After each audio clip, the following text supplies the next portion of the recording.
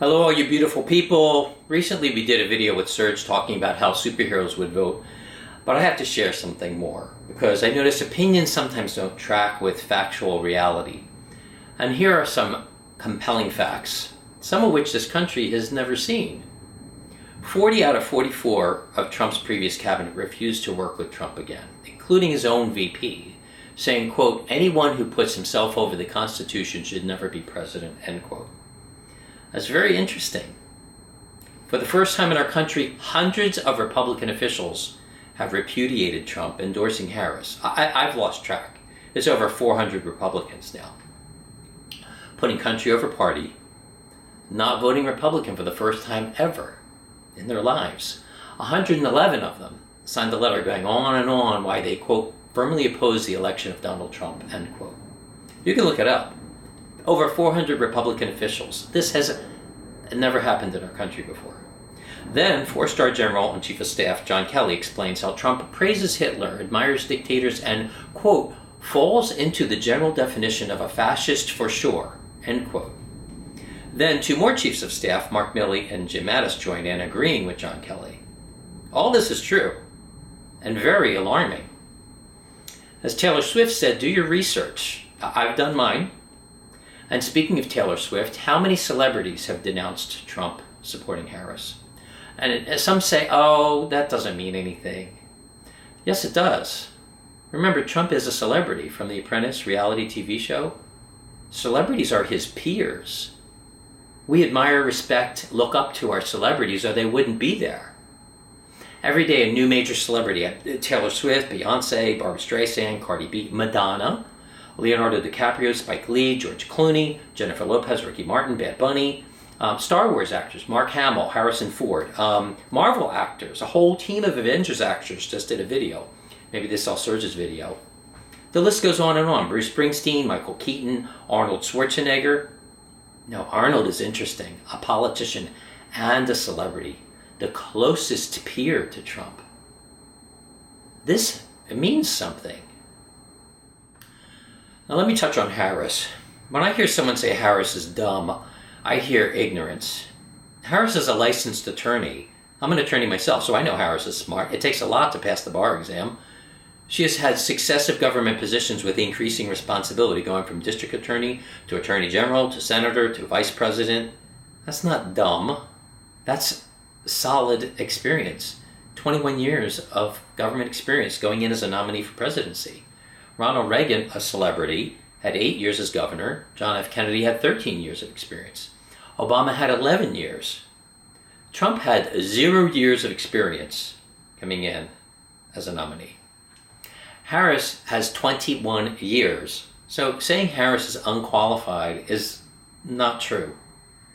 And I have to wonder if sexism or racism or both are feeding into those remarks. Is that what this is about? You can't bring yourself to vote for a woman or a woman of color? Now let's talk policy. Some say the economy is terrible. It was better 4 years ago. No, it wasn't. The economy is quite strong right now. GDP is up 3.5%. Inflation is down to 2.4%.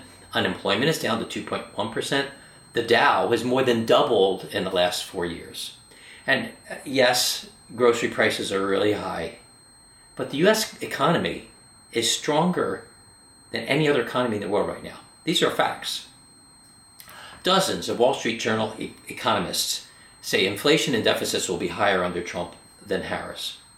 23 Nobel Prize winning economists condemn Trump's tariff agenda, saying it will lead to higher prices and higher deficits, while now endorsing Harris. The Economist magazine, a highly regarded publication, endorses Harris, saying, with Trump we are, quote, gambling with the economy, the rule of law, and international peace.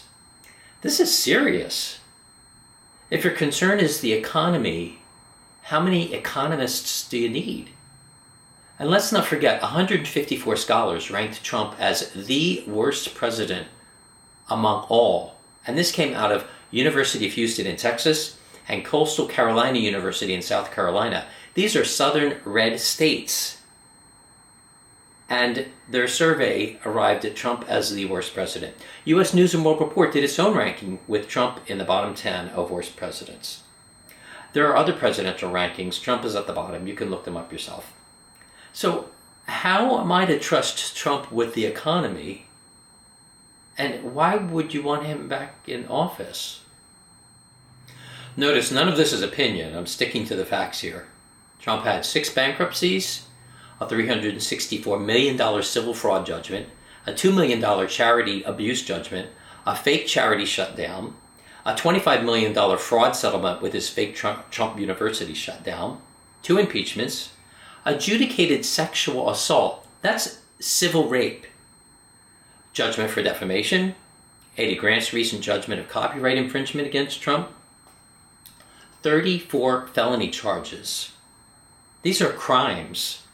Do you know how hard it is to get 12 jurors to agree? Remember, O.J. Simpson wasn't found guilty of criminal murder. The judgment against him was civil. So to get to 34 felony charges is huge. And this barely scratches the surface of all the lawsuits and judgments against Trump. This is not counting all of the pending actions. Countless musical artists pursuing infringement claims, the January 6th insurrection, the new Central Park 5 lawsuit, the confidential documents case, the Arlington Cemetery case. It's incessant legal trouble. Harris has none of this. And notice I'm also not spending time on the non-issues that don't exist, like Haitians eating cats and dogs, schools performing transgender surgery on kids, towns being overrun by immigrant gangs, none of which is occurring. Oh, but speaking of immigration, did you know Obama deported more immigrants than Trump did? Look it up. Harris also has none of the controversial policies Trump promotes. I haven't even touched on the disastrous Project 2025, which itself is horrifying if you haven't looked at it.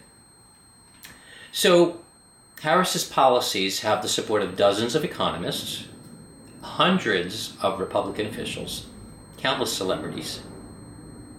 Her policies appear quite good for the country. She also talks about limiting government, which is a Republican principle, smaller government, right? Republicans prefer less government involvement, which is what Harris expresses when talking about individual freedoms and liberty. And her approach is also a message of unity and not divisiveness. Harris welcomes those who disagree with her, saying, quote, "I will give them a seat at the table."